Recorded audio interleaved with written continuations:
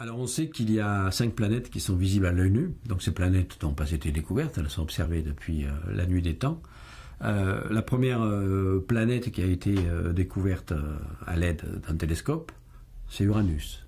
Donc ça a été découverte par quelqu'un qui s'appelait William Herschel, qui avait perfectionné suffisamment la lunette de Galilée, le télescope de Newton, pour effectivement découvrir cette planète Uranus. Et si ma mémoire est bonne, c'était en 1781. Voilà. Ensuite, une autre planète a été découverte au milieu du 19e siècle, je crois que c'était 1846 à peu près, c'est Neptune. Intéressant d'ailleurs de noter que Neptune a d'abord été découverte par le calcul. On observait des petites anomalies dans le mouvement d'Uranus, la planète découverte relativement récemment, et les théories de la gravitation de l'époque ont suggéré à des astronomes que Uranus devait être perturbé par une planète encore invisible au télescope et qui devait effectivement causer ces légères variations orbitales d'Uranus. Et c'est quelqu'un qui s'appelait Le Verrier, un astronome français, qui avait fait ce calcul prédisant l'existence d'une planète à telle distance, à tel endroit dans le ciel, à telle heure. À cette époque, l'Observatoire de Paris n'était pas équipé des instruments nécessaires pour découvrir cette chose-là. Alors il écrit à son collègue qui s'appelait Gall et qui était le directeur de l'Observatoire de Berlin. Il lui écrit une petite lettre en lui disant « Écoute, tel jour, à telle heure, tu vas regarder telle région du ciel et si mes calculs sont justes, tu devrais découvrir un nouveau corps céleste qui sera une planète qui perturbe Uranus. » Gall pointe son télescope et il trouve effectivement Uranus. Effectivement Neptune. Donc c'est une découverte tout à fait extraordinaire faite par le télescope, mais aidée effectivement par un calcul précis. Même chose pour Pluton, la troisième planète du système solaire à avoir été découverte. Elle a d'abord été effectivement suggérée par les calculs, cette fois-ci sur les perturbations de l'orbite d'Uranus, et elle a été découverte effectivement au télescope par quelqu'un qui s'appelait Clyde Tombaugh, c'était en 1930. Donc voilà un petit peu l'histoire de la découverte des planètes, en tout cas du système solaire. On sait que le processus a continué. J'ai répondu dans une autre question au fait que Pluton avait été déclassé du rang de planète, parce que tout simplement, on a découvert depuis, avec des très gros télescopes, une quantité de corps glacés qui sont au-delà de Pluton, dans ce qu'on appelle la ceinture de Kuiper, et ce sont des corps qui peuvent être très très gros, plusieurs milliers de kilomètres de diamètre, donc en fait il y a plein de planètes encore à découvrir grâce à l'amélioration des télescopes. Est-ce qu'un jour on pourra envoyer des robots sur Saturne ? Envoyer des robots sur Saturne, pourquoi pas? On envoie des robots sur Mars déjà, il suffit simplement un peu plus de temps et de patience et d'argent pour envoyer des sondes spatiales équipées de robots pour aller se poser sur les corps plus célestes, plus lointains. Vous savez, d'une certaine façon, toute sonde automatique, c'est un robot. Parce qu'un robot, finalement, c'est quelque chose qui peut être actionné à distance.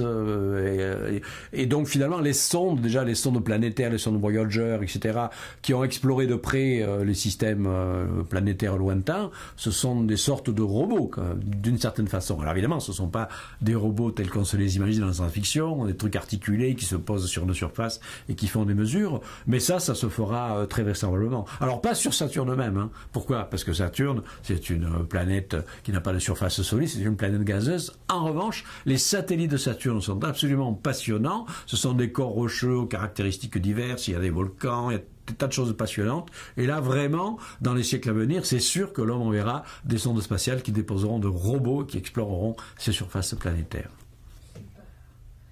Pourquoi y a-t-il autant de missions spatiales vers les satellites de Jupiter ? Alors les satellites de Jupiter sont extrêmement nombreux et montrent tous des caractéristiques géologiques extrêmement différentes. Ça a d'ailleurs été une surprise parce qu'on aurait pu penser après tout que autour d'une grosse planète donnée, les cortèges de satellites qu'il y a autour de Jupiter, autour de Saturne, autour d'Uranus, devraient d'une certaine façon se ressembler s'ils étaient nés à peu près dans les mêmes conditions. Mais pas du tout. Pas du tout. Les dizaines et dizaines de satellites de Jupiter sont tous extrêmement différents les uns des autres, ce qui d'ailleurs apporte une richesse d'informations extraordinaire pour les planétologues, pour comprendre justement les subtiles variations d'évolution des corps célestes, même formés à la même époque dans les mêmes conditions. Il suit finalement des trajets d'évolution extrêmement différents. Donc autour de Jupiter, vous avez par exemple un corps comme Europa, satellite qui avait initialement été découvert par Galilée. Aujourd'hui, on sait que c'est encore entièrement glacé, recouvert d'une banquise extrêmement lisse, avec pratiquement pas de relief. On observe au télescope et par les sondes spatiales qui sont passées très près, des sortes de fractures dans la banquise qui permettent de savoir que le cœur d'Europa est chaud et que ça fait craqueler la glace de surface et qu'entre les deux, il y a probablement un océan liquide. Donc ça, Europa, c'est une planète d'eau, quelque part, mais protégée de l'espace par une surface solide qui est de la glace. En revanche, un autre satellite de Jupiter, c'est Io. Alors Io, ça n'a rien à voir avec Europa. C'est une boule fumante de volcan. En fait, c'est une boule de soufre solide avec des volcans, des éruptions volcaniques absolument gigantesques. Donc, c'est deux exemples parmi des dizaines d'autres satellites qui montrent des géologies incroyablement différentes.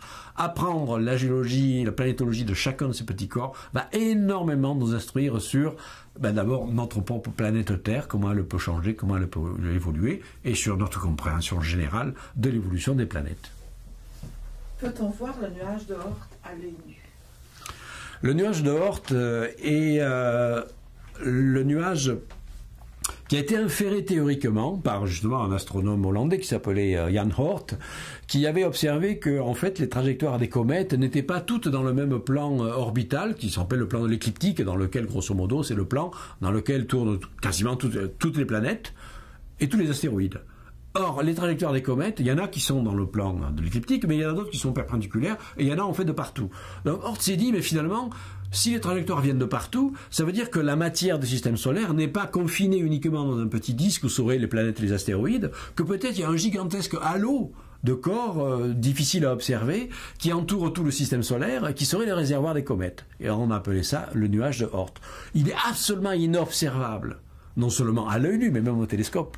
Ça reste une hypothèse théorique, mais qui tient extrêmement bien la route, parce qu'elle explique réellement les caractéristiques globales du système solaire, les trajectoires de comètes et tout un ensemble de choses. Le nuage d'Oort ne risque pas d'être visible non seulement à l'œil nu, mais même pas au télescope, parce que on sait qu'il s'étend à des distances extraordinaires. La distance du nuage de Oort, ce réservoir très lointain de petits corps rocheux et glacés qui formeraient donc les comètes, serait à quasiment une année-lumière du Soleil ou de la Terre, c'est-à-dire 10 000 milliards de kilomètres. Donc imaginez, Pluton qui n'est qu'à quelques milliards de kilomètres, il faut déjà de très bons télescopes pour le voir, donc imaginez 1000 milliards de kilomètres, voir des corps minuscules, c'est absolument impossible.